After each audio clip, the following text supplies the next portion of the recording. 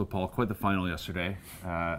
Early on, I'm sitting there watching with my dad, and all of a sudden he blurts out, I think it was about 3-0. He goes, "Oh my goodness, is this going to be another Germany versus Brazil like the men's final last year?" Now, it didn't quite get to that stage, but nonetheless, this was an amazingly dominant performance by the Americans in the end in a tournament where I think people were sort of saying, maybe this is the end of the U.S. being at the top all the time.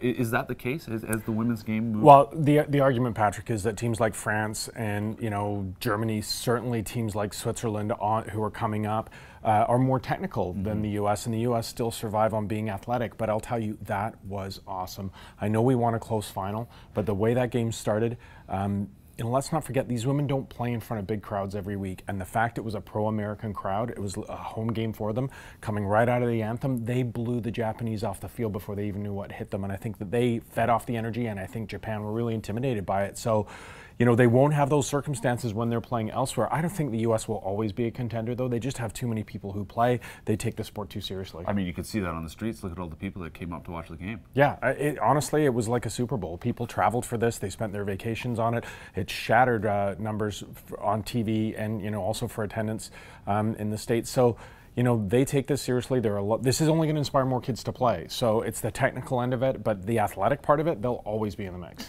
Now, they play in Rio next year.